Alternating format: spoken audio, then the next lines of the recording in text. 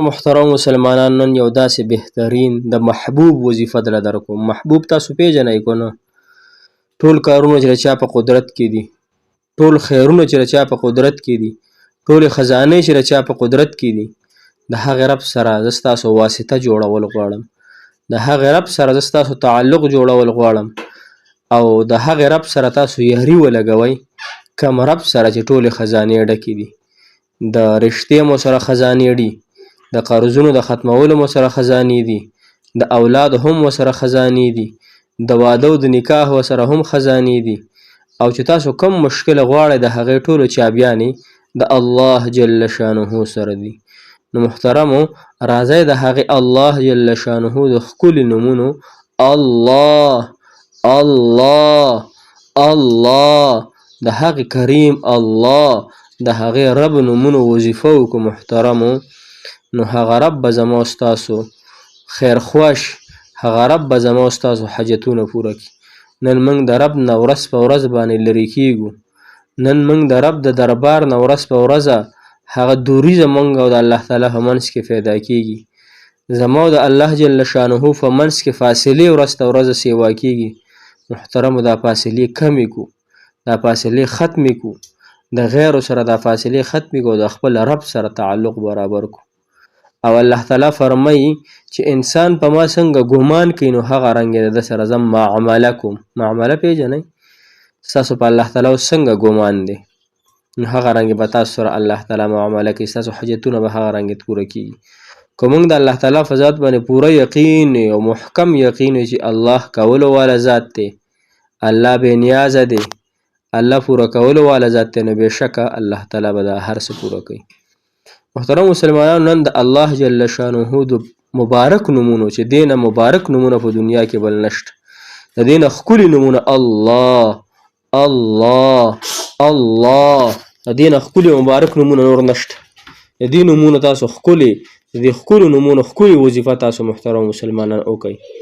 او دا په حدیث مبارکو کې د الفاظ ذکر دي، په قرآن کې د الله جل شانه دا نومونه په سوونو ځایونو کې دا ذکر دی. محترم مسلمانانو، کوم مسلمانان چې دا الله جل شانه دا وظیفه د مصیبت او پریشانۍ په وخت کې کوي، نو الله جل شانه به د انسان حامی او ناصر مددګار شي.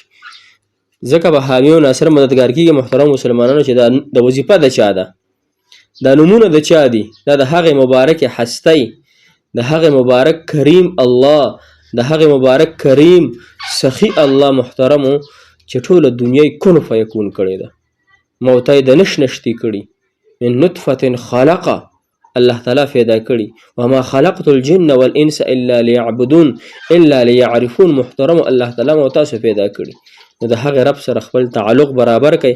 کله چې د رب سره تعلق برابري نو ستا هر کار به الله تعالی زبردست طریقې سره کوي.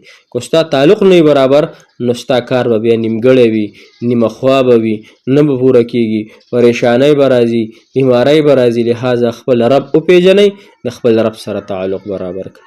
السلام علیکم ورحمة الله وبرکاتو. ډېرو معززو محترمو قابل قدر مسلمانان وروڼو خویانو، تاسو به روغ جوړ یې، صحت په جامو کې به الله تعالی مو خوشحاله او آباد، کامیاب او کامران لره.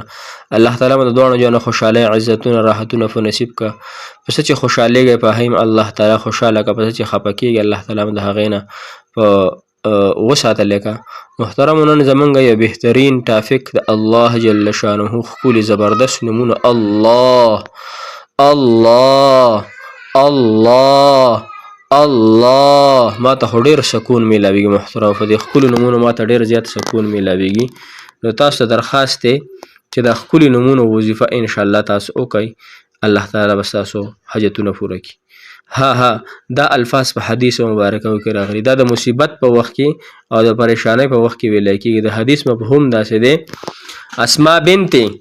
اسما بنت عمیس رضی الله تعالی عنها نه روایت دی محترم مسلمانانو.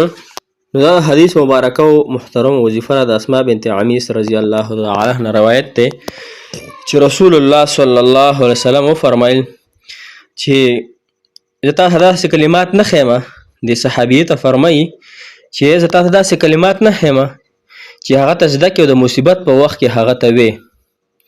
نو هغه الفاظ دا دي: الله الله ربي لا أشرك به شيئا. په سکرین تاسو ته ښکاري ها، الله الله ربي لا أشرك به شيئا. دې معنی واورئ تاسو.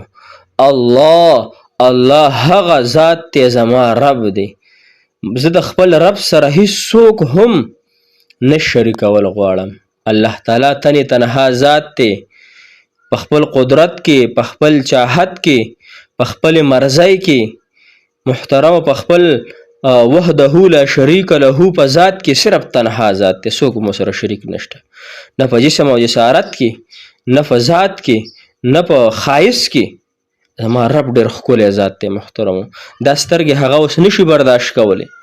قسم په الله د خپل رب سره تعلق برابر کړئ. د رب په مینه کې چې کم محبت، د رب په مینه کې چې کم لذت دی، مزه د مزه، هغه مزه په څه کې نشته دی.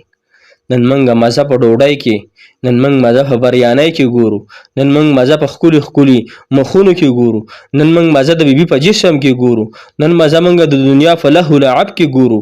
دا مزې محترمو د الله تعالی په محبت کې چې کومه مزه ده، قسم په الله دا مزه په هیڅ شیز کې نشته دی. نو خپل رب سره تعلق برابر کوي، رب به ستاسو تمام حاجتونه پوره کوي. محترمو د دې وظیفې فایده دا ده چې ستا زړه یریږي، ته په یو مشکل کې وي، ته په یو غم کې، نو د دې وظیفې ته کثرت وکړه، دلته زړه ته به سکون میلاویږي، ځکه چې دې کې د وحدانیت اعلان دی. الله فاک جل شانه به ستاسو هر حاجت انشاءالله پوره کوي. وحدانیت الله یو دی، الله الله الله. ته د زړه نه قسم په الله شروع کړه د الله دا نوم، ته وګوره په دې الله په دې نوم کې څومره مزه ده، دومره مزه په د دنیا په یو شیز کې نه ده پرته. نو تاسو به اوس وایئ چې دا وظیفه موږ څو کرته کوو. محترمو دا وظیفه به تاسو کوئ بې شماره، سحر نه واله تر د ماسخوتنه پورې چې څومره تاسو نه کېدی شي، دا وظیفه تاسو کوئ. د شپې کوئ، د ورځې کوئ، د ماښامې کوئ، د ماسخوتنې کوئ، هر ساعت یې کولی شئ. الله الله ربي لا أشرك به شيئا، الله الله ربي لا أشرك به شيئا. اے الله زه تا سره هیڅوک شریکول نه غواړم، نه په جسم او جسارت کې، نه په طاقت او په قوت کې، نه په تنهایی ذات کې. ته الله ته انتهایی یو ذات.